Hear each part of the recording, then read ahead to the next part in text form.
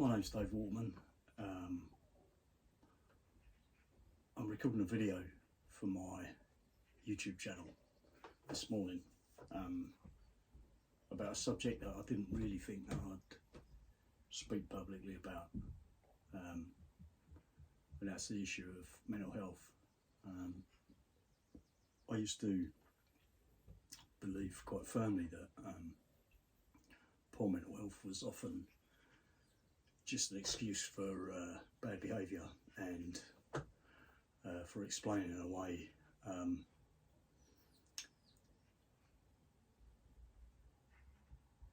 mistakes and unfortunate activities. To a certain extent, I still believe that that's the case with some individuals, but events that have befallen me in recent years have led me to believe otherwise. Now, this isn't something that I would be entirely comfortable with speaking about publicly, certainly not on social media. I'm not someone that likes to necessarily publicise my problems or my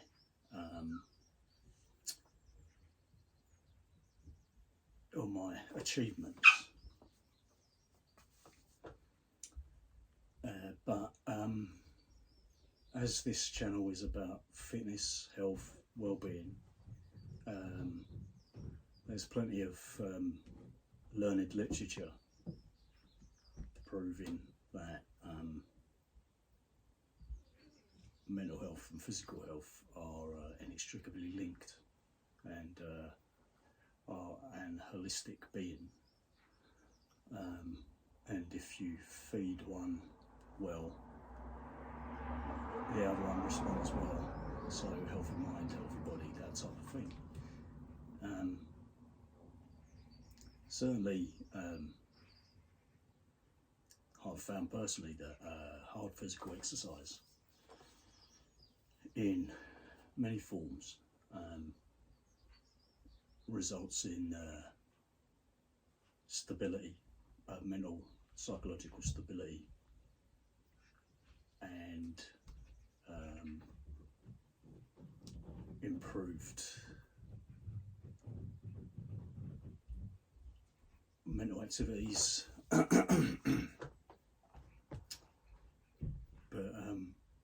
today I'm going to speak about my experiences,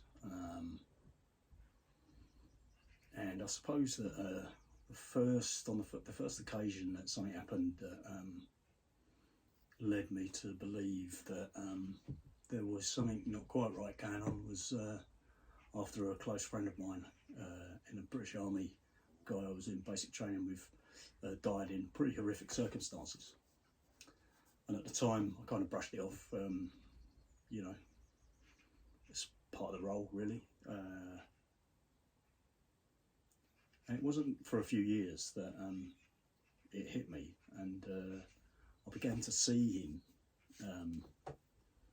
in the street or on the underground train or something like that. And on one occasion I went up to some guy and tapped him on the shoulder, and as he turned round up close and personal, it clearly wasn't my friend. So it was quite an embarrassing situation.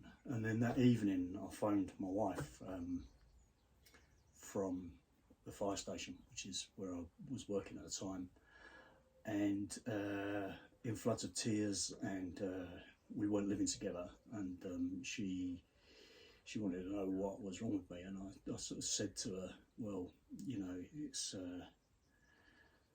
the situation with my friend, and she said, but that was years ago.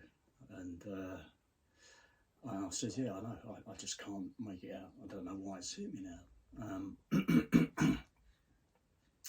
And then the next occasion was some years later again. I was a fire rescue unit firefighter and officer, and attended many critical incidents, encountered far too many fatalities. And on this particular occasion, I had rescued a 17-year-old girl from a crashed car, and as I transported her physically transported her, carried her from a car to the hospital, the ambulance trolley. She died in my arms as she was looking in my eyes, and I remember the last thing I said to her was, "You're fine, I've got you." And as she looked in my eyes, and there was what felt like a mental and even physical connection created at the moment of death, and then some weeks later, she visited me in my bedroom at night. Sat on my bed, didn't say anything, and then got up and left. And there was a further occasion of a similar event. These events didn't scare me or didn't concern me greatly. It actually felt quite comforting to see her. But other than those two occasions, I don't remember anything approaching poor mental health affecting me at all. In fact, a colleague of mine accused me of being a psychopath because I was particularly unimpacted by fatalities. And so that was me. 5 years British Army service, 27.5 years London Fire Brigade. Retired 2019. Left, moved to Scotland. Believed that I'd been completely unaffected by anything I'd encountered. Everything was squared away, causing me no problems whatsoever. I immediately got married to my long-term girlfriend, and signed up to do a master's degree with Glasgow University. Everything was going hunky-dory until about 8 months after retirement, when nightmares started to become an occasional occurrence. Every single night without fail, I would dream of being still in the fire service, and those dreams were interspersed with nightmares, and and then I started to encounter flashbacks. All that resulted in exhaustion because I wasn't sleeping well at night. I was sleeping during the day and experiencing the same horrific dreams during the daytime, and so I became scared to go to sleep because I didn't know where I was going to end up and who I was going to see and what the circumstances of that meeting were going to be. And that following on from that was the exhaustion, paranoia, psychosis, all of which I didn't recognise as being a problem, other than I thought I was turning mad. I thought I was becoming mad. But equally, I also believed that the people around me were to blame for a lot of the ills I was feeling at the time. And to be fair, in one or two occasions they were. But it was a sort of, it was a mix of some individuals that really did not have my best interests at heart, and my beliefs around other people and other events, and I became so confused half the time I didn't know where I was, what year it was, whether I was asleep or awake.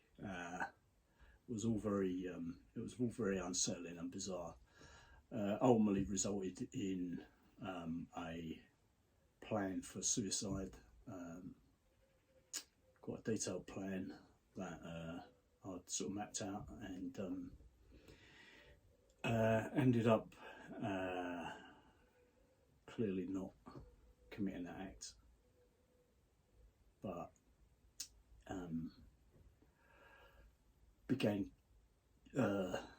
therapy, counselling with the Grenfell Health and Wellbeing Service and with the London Fire Brigade counselling service. I was in therapy for 13 months, became pretty heavily medicated, propranolol for anxiety, sertraline for depression, and quetiapine for psychosis. I'm still medicated now. Therapy's over. It was a mix of success, I think. In some ways, I felt quite let down by the service that I received, and in some ways, it opened my eyes. And what it did open my eyes to was understanding post-traumatic stress disorder, because that's what I was diagnosed with, complex post-traumatic stress disorder. Because whilst I was attending those fairly numbered critical incidents and believing it hadn't touched me, it was because my mind wasn't processing the emotional impact of those events.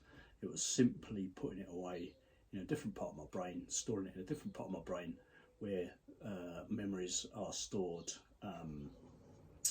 temporarily, waiting to be processed. So 8 months after retirement, I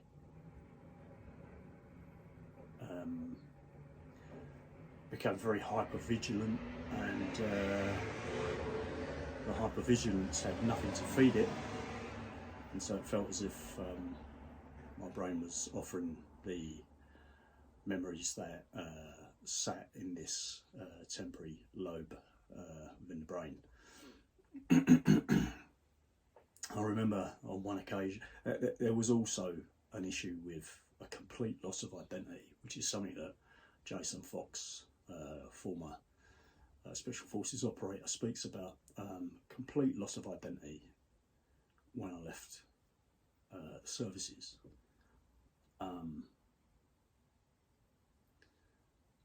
I was someone, and I had purpose, and I was proud, and I worked hard, and I became no one. I looked for purpose in doing my master's degree, which I successfully completed at a fairly high standard, but I wasn't the person that I used to be, and it impacted and affected me greatly. I remember one occasion when a neighbour's relation decided that he wanted to engage in physical combat with me because I had asked him, "What's have you got a problem?" Because the way he looked at me, and he come running at me, and fortunately for both of us, he fell over, landed on his front as I was moving to engage him, and very briefly I felt that rush of adrenaline and that ability to think really quickly, to risk assess, to move towards the threat and to engage with it. And very, very briefly, it was almost like being relocated in my former career, and I really enjoyed it. It was fantastic. I was on a high for some time afterwards. I'm not sure what might have happened if we had met in combat. Who knows? You know, he might have utterly destroyed me. I don't think so. Which is really good for me, actually, because I was in the midst of I was in the grip of post-traumatic stress disorder at the time, and I'm not sure I would have found it within myself to stop.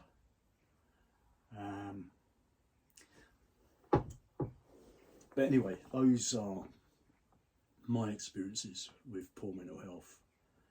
it took me to a very, very dark place, almost destroyed me. It still exists now, but I manage it a lot better than I used to, due to some of the therapies that I undertook, and due to the medication, of course. But here's the thing.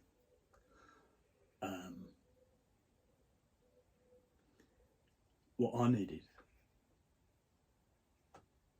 as well as the therapy and the medication, was purpose, and I needed to have structure, and I needed a timeline through my day, and I achieved that by getting up quite early in the morning, eating healthily for breakfast, and going to the gym, training really, really hard every day of the week. Good argument could be presented for the fact that I was overtraining, and that kept the wolf from the door on many occasions. It gave me stability in the start of my day, from which I could operate happily.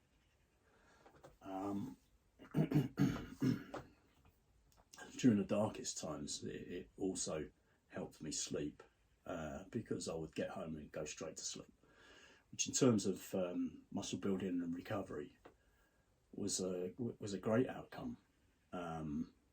In terms of getting stuff done, not so. I'd completed my master's degree at this point, and wasn't working, waiting to start a PhD with the same university in the same subject of war studies.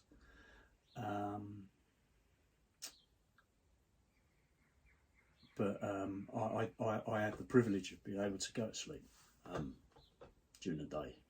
If I was working, I can see a situation where I might have had extended sicknesses from work, where I would have very probably underperformed, where in my old role I would have been a risk and a danger to my comrades. So in that regard, it was very lucky that it came about at that time. So I'm qualified to teach people how to box. I'm qualified as a personal trainer. I'm qualified in basic nutrition and first aid. I'm not qualified to treat anyone or set anyone on a path of recovery where poor mental health is concerned. But what I have got is extensive experience of poor mental health, how that manifests itself, the dangers that are associated with it, and how to go about managing it with a structured physical training regime, accompanied by a healthy diet, absolutely no alcohol, which works for me. I'm not suggesting for one moment that everyone else ought to follow that idea, but for me, my life is about all or nothing. So I'm either going to drink or I'm not going to drink. I've never been one for going out for one beer, go out for 10 beers. We'll go out for beers, wine and spirits until I fall over, but never one beer. I could never see the point of that. But then I came from two careers that were heavily influenced by the pop culture and drinking and having a great time, really. Don't get me wrong, I loved some of those experiences, some of those alcohol-fueled experiences, but that was then. This is now. but yeah, I think I've got enough experience to recognise the struggles that some people, particularly former service people and emergency service workers, encounter, and I've got some experience in managing the results of poor mental health, particularly post-traumatic stress disorder, anxiety and psychosis, because those are all things that affected me. So that's the end of this video now. I've waffled on. If you happen to be a mental health professional, you'll probably look at this and think I'm talking a lot of old nonsense. If you've experienced poor mental health yourself, you probably think that you probably recognise some of my experiences yourself. But you know, like we kind of accept that our body breaks down every so often, that our health suffers every so often, and we go to the doctor and we get the required medication, or we go to the hospital and we get the required surgery or assistance.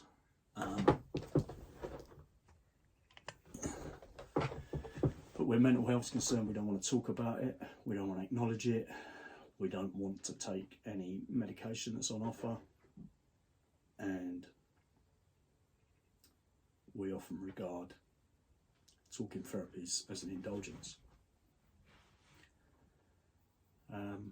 My experience is that there's mixed results from all of those, but they are a means to control and manage those the symptoms that are encountered through poor mental health, and it shouldn't be something that we're reluctant to talk about or afraid of. So if you've made it this far to the end of this video, I thank you greatly, and there'll be more content, probably more of a physical nature than me sitting here just chatting away wearing my Through Fire Fitness vest t-shirt in front of my extensive book collection that I acquired for doing my master's degree and my PhD. Okay, thanks very much.